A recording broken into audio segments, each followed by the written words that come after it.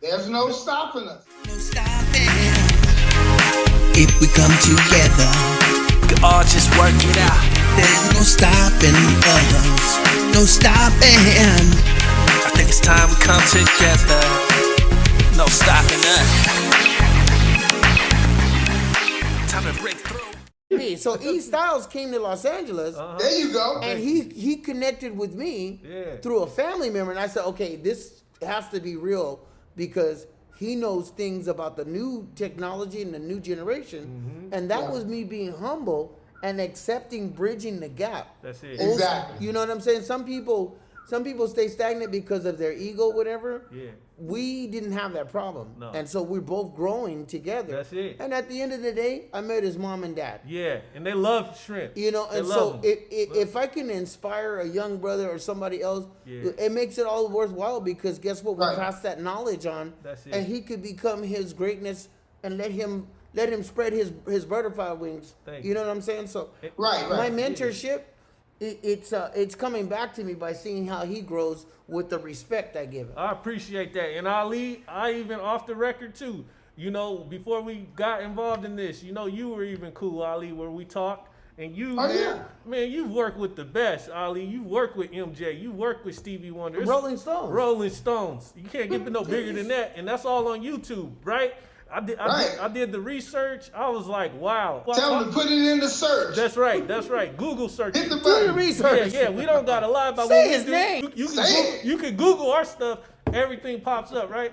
So I was kind of like a humbling experience working with the mic and someone like you because I'm just an independent guy. But you guys embraced me, made me feel comfortable, and it's been a pleasure, man. And I appreciate it. If you wanted to share also like something about when you were on tour with some of these, do you got any memorable moments? Because I know you toured with the Jacksons, Rolling Stones. No, it was, again, when you trying to do stuff and you have people that's in your business that are coming up to you, take the time. Okay. Like I said, I get letters, requests. I was even telling him about some kid over in London that emailed me because he was trying to find a cut that was on the movie, but it wasn't on the soundtrack. Yeah. You know, a lot of people don't even know that Ice-T had something in the movie. Oh yeah. And you can only have, at that time they were really strict about how many cuts they wanted on the album politically. Yeah. So they didn't want to do it, but a lot of things don't make the album, but they were an important part on the movie. It's this, you know, that scene where they coming down, remember you guys are coming down the hill, it was like at a fairground, then y'all was coming up the street. Yes, yes. Electric. Like that one? Was it Yeah, that I showed you all the different nationalities. You could just look at that crowd of people. Well, Yeah, it's interesting that you brought that up because as times were changing, a lot of the new generation, when it comes to LA, they saw Straight Outta Compton and they saw South Central. True. But what we did with Breakin' 2, we moved right over to East LA. That's right. And it was very true. Back then, there was a group of people who said, we're gonna dance, we're gonna pop, we're gonna disco dance. You can have your lowrider. Everybody's cool, respectful. Yeah. You know, and there was no racism. So No. that group of people, Yeah. when the casting call came out for extras,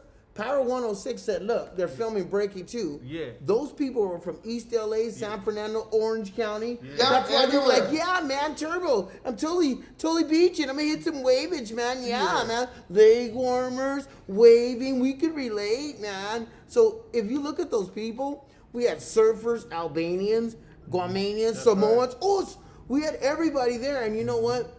That was historic for East LA.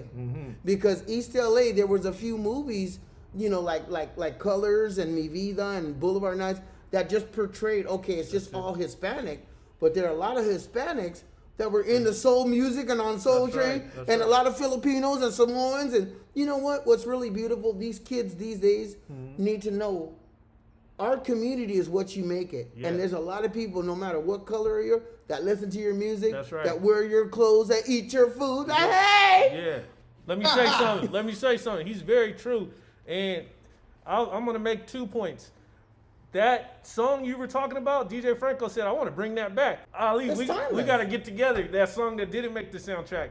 My DJ, he wants to bring it back. Oh, he's got tracks Yeah, today. why not? He's a musician. He knows it. And then I got to say this other thing. What Mike said about all those people coming together, I loved it because it showed me a lot of times growing up hip hop, the only time we get to know about a certain place is through like a movie or a video.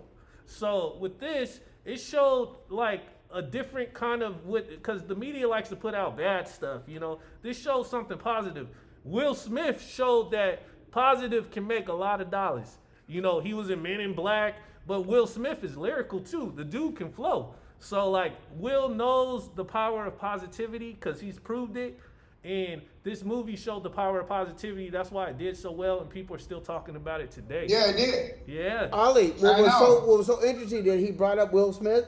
The movie was so popular while the Fresh Prince of Bel-Air was on the air. Yeah. There's one episode where he was going in a talent show and he's dancing, Apache, jump on it. I remember. Where he says Boogaloo Shrimp, and I mean Carlton and Will, they literally said my name, Boogaloo Shrimp, Yeah. and he's dancing. So for me, you know what? I'm really blown away at how much this movie translated to hip hop. Yeah. I mean, the late Tupac Shakur's